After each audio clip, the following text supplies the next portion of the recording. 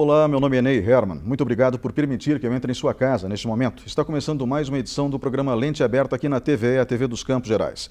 Esta é a primeira edição inédita de 2019. Até agora, estávamos mostrando reprises das melhores entrevistas de 2018. Hoje nós teremos alguns assuntos interligados. Primeiro, Marco Aurélio Pereira, pastor evangélico e também professor do curso de História da Universidade Estadual de Ponta Grossa, professor aposentado, explica para a gente o que é a Quaresma. Depois, Maria Yolanda Vieira, uma das coordenadoras da campanha da Fraternidade na Diocese de Ponta Grossa, conversa com a gente sobre a campanha da Fraternidade de 2019. Depois, Sérgio Conde, pastor evangélico, conversa conosco sobre os 25 anos do Sejoconde, o Centro Jovem de Combate às Drogas. Na sequência, teremos Roberto Pelissari, presidente da Autarquia Municipal de Trânsito e Transporte, explicando para a gente o investimento que está sendo feito na cidade em rotatórias e também o Estado Digital. E por fim, eu vou fazer algumas ponderações, se você me permitir, e ficar comigo até o fim do programa, sobre a credibilidade dos meios de comunicação. Por que é importante acompanhar os noticiários em veículos tradicionais. Voltamos em instantes.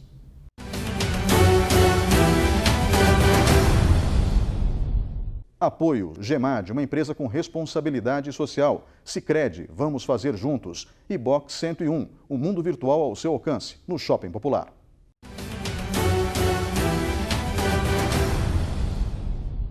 Olá, estamos de volta com o programa Lente Aberta. O assunto agora, Quaresma. Comigo no estúdio está o professor aposentado da Universidade Estadual de Ponta Grossa, sempre no curso de História, com mestrado na área. Foi durante muitos anos titular da disciplina de História da Religião. Professor Marco Aurélio Pereira, que também é pastor evangélico. Professor, obrigado pela sua presença hoje aqui. Obrigado, Ney.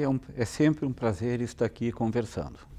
Eu gosto de frisar que o senhor é professor de História porque todo professor sente a necessidade de dividir o seu conhecimento. Afinal de contas, é para isso que ele se forma, né?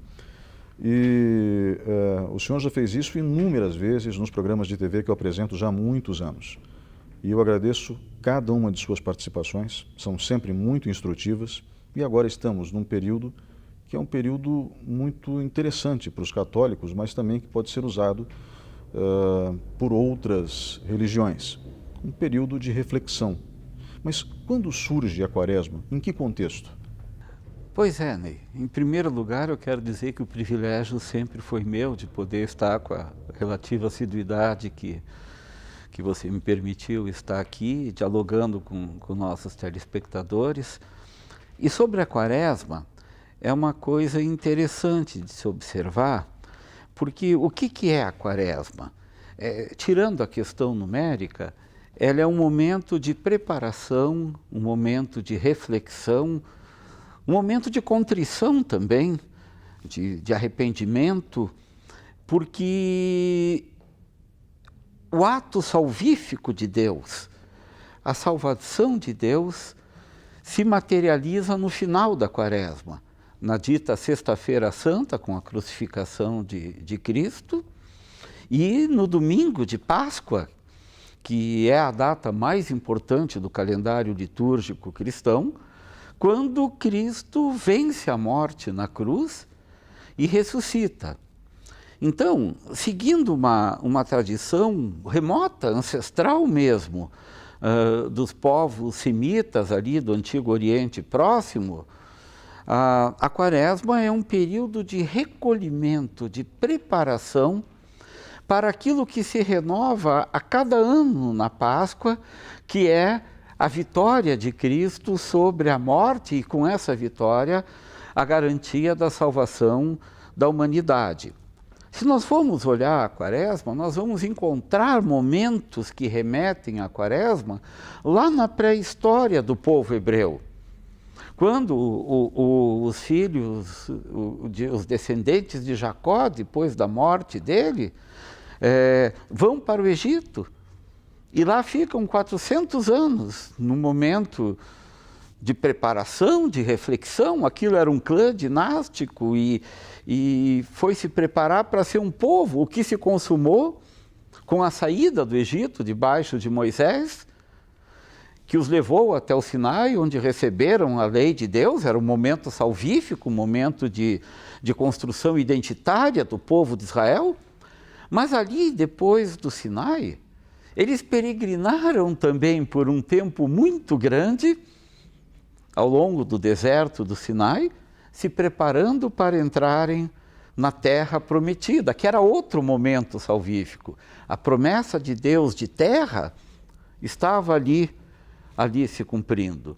Você percebe? Isso vem lá da ancestralidade do povo judeu, essa coisa de precisar de um momento de preparo para enfrentar, e o termo é esse mesmo, para se pôr de frente com a ação salvífica, com a ação salvadora de Deus. Para não esticar demais, se a gente pula para o Novo Testamento, nós vemos que Jesus, quando é batizado por João Batista, ele imediatamente, antes de começar a sua missão, o que ele faz?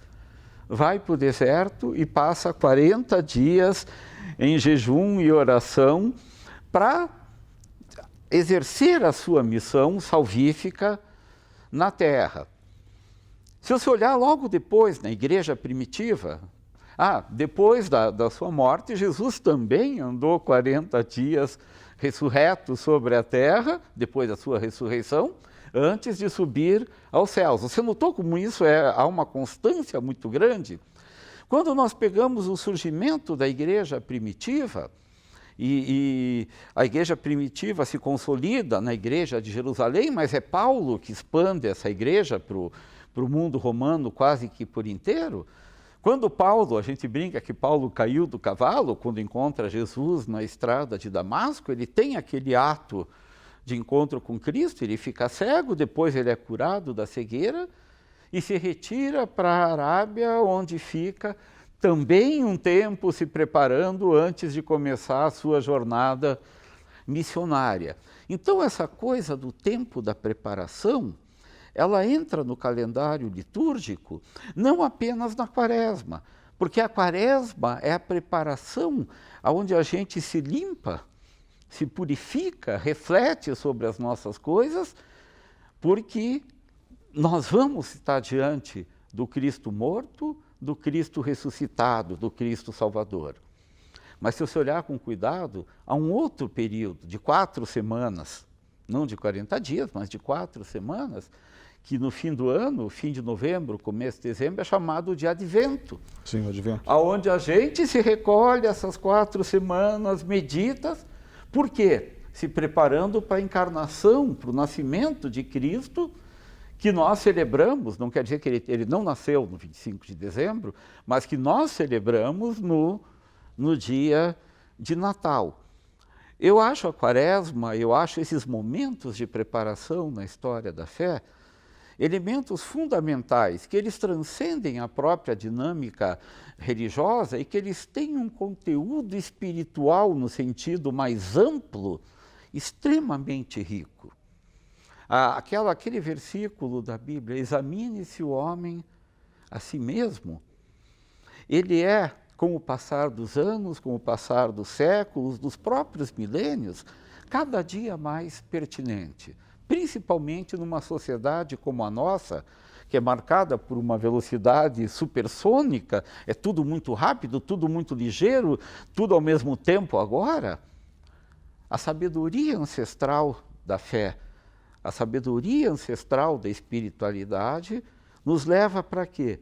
Para a necessidade de, em determinados momentos, a gente puxar o freio de mão, estacionar e dizer, epa, espera aí, Deus se renova a cada ano, Cristo ressurge a cada ano, Cristo salva a cada ano, mas isso não é uma coisa de rotina, é diferente do 7 de setembro. É uma coisa que implica mudanças na minha vida. E aí eu preciso desacelerar, que é outra coisa constante em toda a história, tanto de Israel quanto da igreja primitiva, a hora que alguém vai para um canto, vira eremita, vai para o convento, para o mosteiro, desacelera a vida para deixar que Deus fale. Deus fala no silêncio. Há um episódio da Bíblia muito bonito, Ney, que fala que o profeta Elias teve uma crise de depressão fortíssima, com tendência suicida e tudo, e Deus disse que ele ia se revelar a Elias. E Elias se retirou para uma caverna no Monte Hermon, e veio um vento grande, uma tempestade, raio, trovão, e Deus não estava ali. Caiu uma chuvarada e Deus não estava ali. E de repente veio uma leve brisa, que depois daqueles trovões, daqueles raios, daquela chuvarada, quase imperceptível, e ali Elias sentiu a voz de Deus. Eu acho que isso traduz o espírito da Quaresma. É quando a gente larga os trovões, as tempestades, os raios, a correria da vida e para um pouquinho para ouvir Deus no sussurro da brisa. Pastor Marco Aurélio Pereira, novamente muito obrigado pela sua presença hoje aqui. Ora, o prazer é todo meu, né? Vamos para um breve intervalo e voltamos em instantes.